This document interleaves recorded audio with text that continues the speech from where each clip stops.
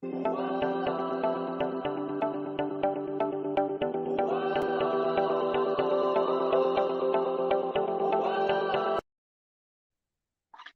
morning, everybody. It's your boy D Mack. I'm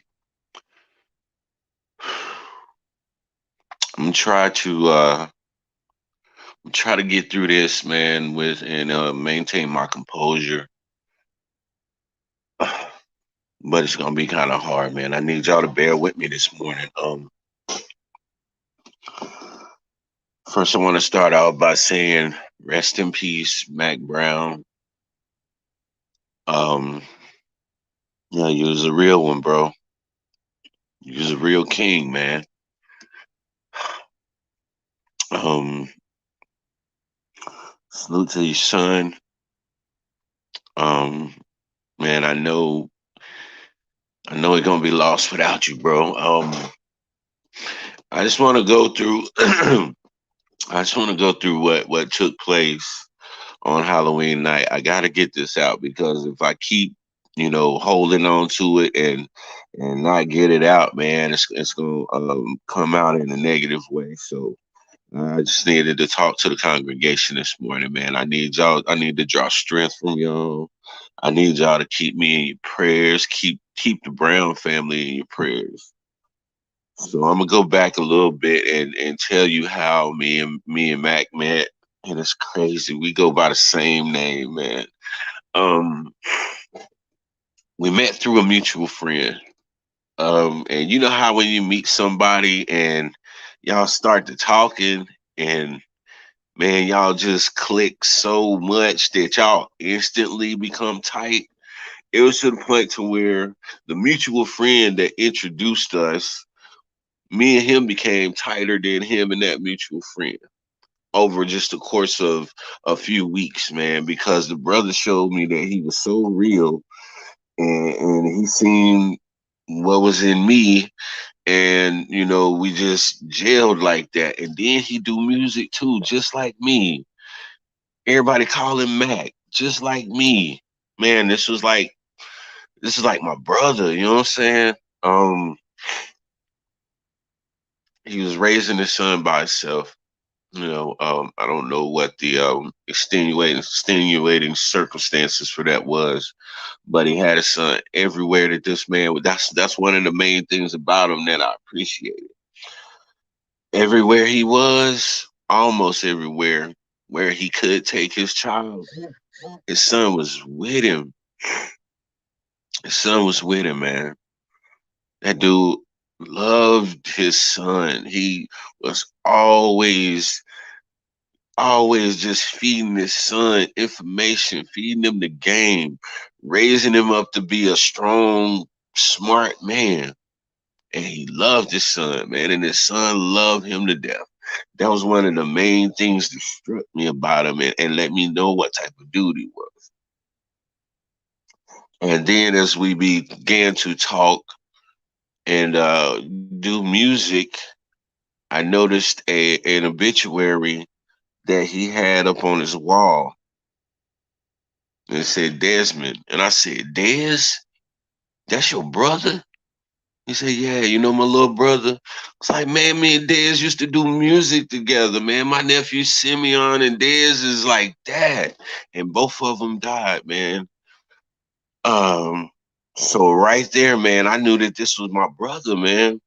This is my brother. This is my God-given brother for the losses that we both suffered. Losing my nephew Simeon to gun violence in the streets and him losing his brother to COVID. And his brother's pretty young. Desmond had a beautiful voice, man. This dude, he could sing like nobody's business, man. And man, that loss, so we shared that also. I'm like, man, me and this dude, no, I mean, pause, were meant to be in each other's lives. And we started to build a bond with each other through our music, man, and just chilling. And I was over his house Friday night because he got a studio in his house and we was working on some music. And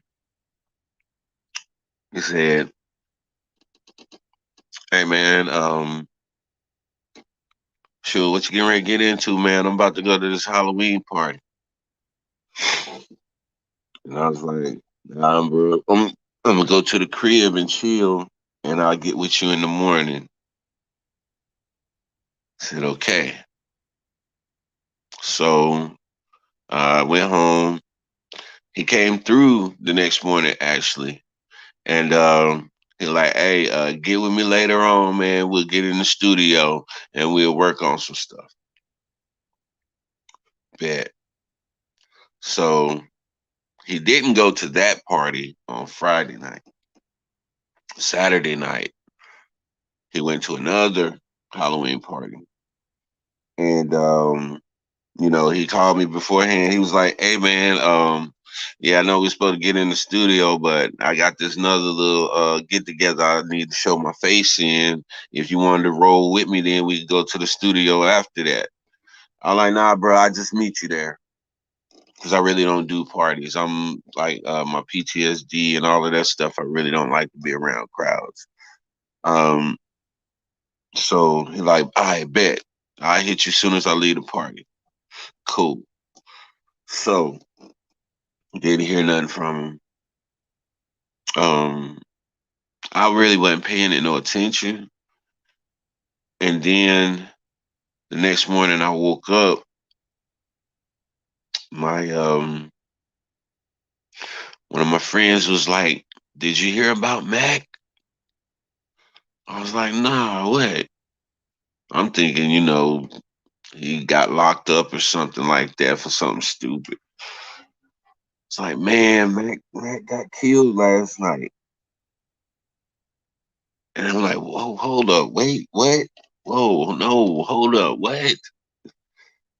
Say, yeah, man, he was at this party, man, and him and this dude got into an argument, and the dude pulled his gun out.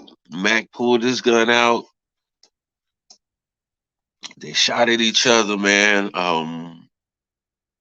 Mac died, and the other dude is in critical condition. And mind you, Mac got this little boy, man. Got a little son, and the dude love him to death, man. The dude, I know he devastated, man. The hardest thing for me is going to be looking into his eyes. But you know what? I already made it up in my heart, in my spirit, that that's my godson. And I'm going to take my own personal responsibility for being there for him and being in his life if he need anything. The same way that his dad was feeding into him, I'm going to take on that responsibility to feed into him as well. Um,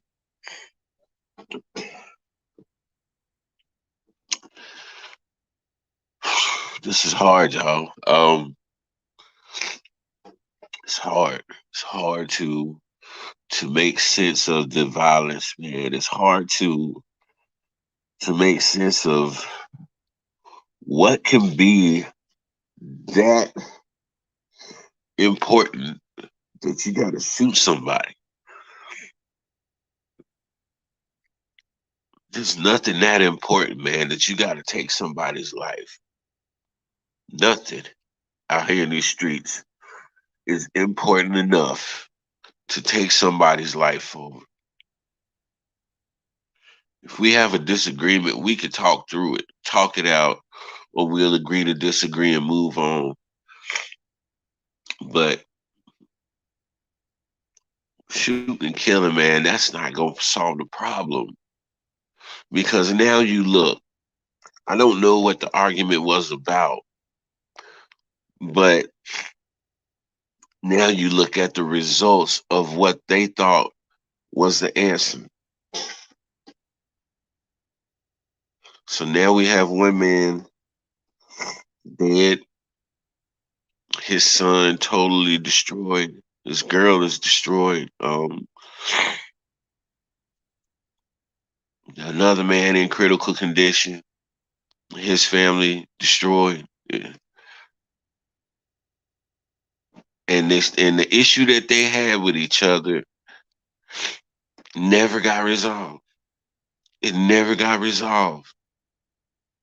So that energy is still out there in the atmosphere, and potentially both of these men are dead, being snatched away from the people that they were taking care of and the people that they were inspiring. Because the dude inspired me a lot. Um, so I don't see gun violence as being the answer for any of this. But so many of our children and grown-ups out here in the streets have been deceived to believe that pulling a gun and taking somebody's life is going to solve your problem, and it's not going to solve your problem. It's just going to bring more problems onto you and ultimately lead to your death. A gun is not going to protect you. I've seen so many people die with the gun in their hand, and this is just another situation of that. So many brothers out here dying with their gun in their hand. A gun does not protect you from death. A gun is not a shield. But we got so many brothers out here believing that. They believing that a gun is a shield and that they are totally just invincible when they pull their gun, and they get proved wrong every single time. And don't none of them ever get it. But in the last days, man, people are gonna be so blind, man, that they can't see what's right before their face. And this gun violence is definitely that. They cannot see what's right before their face. And it's just so crazy. This hit me particularly hard because when you see the heart of a person, man, you it's just a different thing, man. I don't even know what to say right now. But I will say this. This man, yo, man, I'm at a loss. I'm really at a loss right now, y'all. I know I'm struggling through this, but I gotta get this out, man, because if I don't, it's gonna manifest in some other way, and I don't want I don't want to go there. So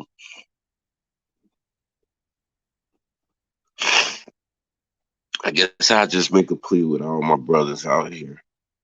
Hey, man, whatever they did, man, whatever they said, whoever they may have killed that was close to you, man, let it go, bro.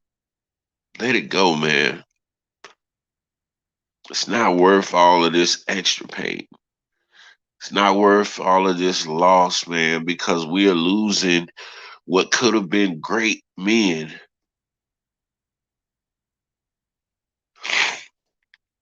and women, because there's a lot of sisters that's losing their lives out here in the streets too.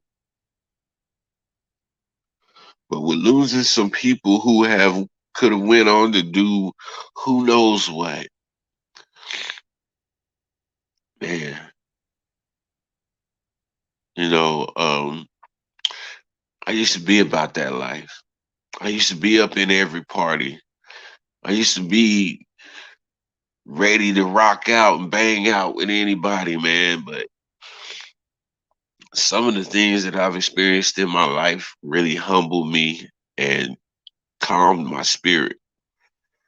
And so now today, I'm a really soft spoken person, and a really laid back and calm person because of these experiences. And the thing that made me like this is because I always saw the people who got into these gunfights and stuff like that.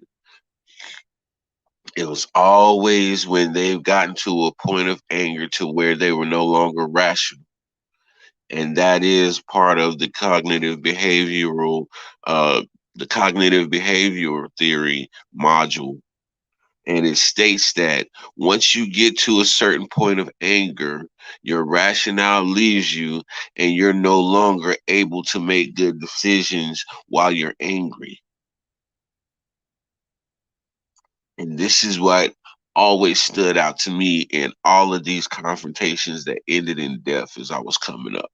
And so I stepped back and I started to think about that, man, and whatever it was about that and why that stood out to me, it caused me to change, slowly change. And I stopped being that confrontational, wild out, let's bang out dude to a more laid back, a more quiet and observant dude.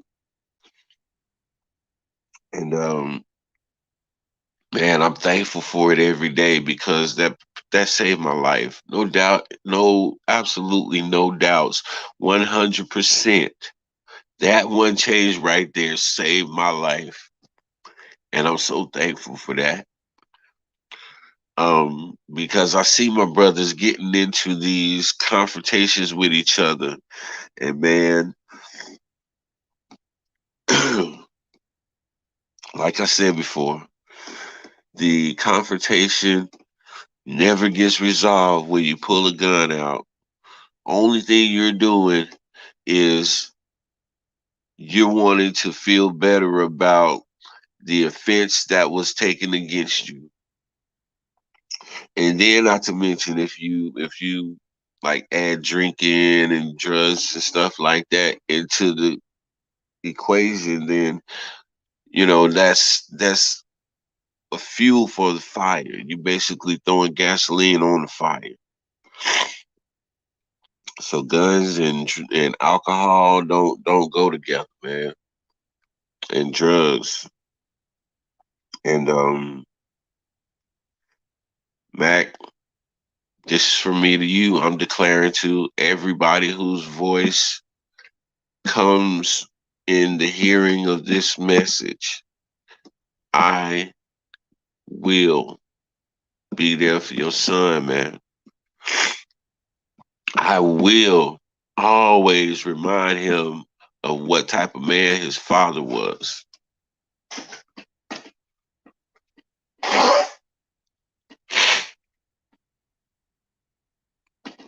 Yeah. And I'm gonna always be on his case, man. I'm gonna always be on his case, bro. Anywhere that I see him out, if he not doing the right thing, I'm gonna do what you would have done. And I promise that on everything, man.